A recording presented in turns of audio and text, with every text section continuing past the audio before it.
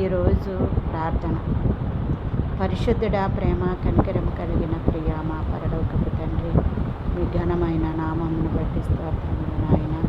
గడిచిన కాలమంతా కాచి కాపాడి నూతన సంవత్సరంలో 2025 4వ తారీఖు వరకు మమ్మల్ని సజీవుల లెక్కల్లో ఉంచి రోజంతా మాకు కావలసిన అనుదిన ఆహారం, అనుదిన దీవెనలు, అనుదిన క్షేమమును, అనుదిన ధనాగారమును, అనుదిన ఆయుష్ను, ఆరోగ్యమును, బలమును, శక్తిని, స్వస్థతను, గాలిని, నీరుని, వసతిని, వస్త్రధారణ దయచేసి అనుదిన రాకపోకల్లో కాపుదల, భద్రత దయచేసి రోగులందరిపై మీ హస్తముంచి ముట్టి స్వస్థపరిచి నశించిపోతున్న వారిని రక్షించి రక్షింపబడిన వారి చుట్టూ మీ కాపుదల కంచె వేసి సంఘాలను, సేవా పరిచర్ని, యాజకులను జ్ఞాపకం చేసుకోండి. కోత విస్తారముగా ఉన్నది కానీ కోసేవారు కొద్ది మందిగా ఉన్నారంటున్నారు ప్రభువా.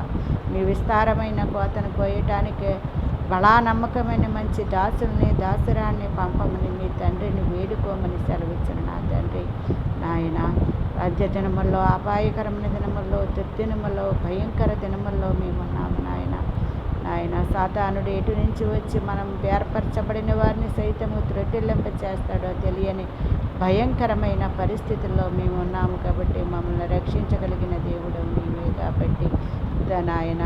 స్తుతి, మహిమ, ఘనత, అధికారము, ఆధిపత్యం, మహత్యం, ప్రభావం అని 7 అధికారములు కలిగి ఉన్న దేవ, 7 అధికారముల ద్వారా మమ్మల్ని రక్షించమని నజరేయుడైన యేసు నామములో ఈ ప్రార్థన మీకు సమర్పించుకొనిచున్నాను పరమ తండ్రి.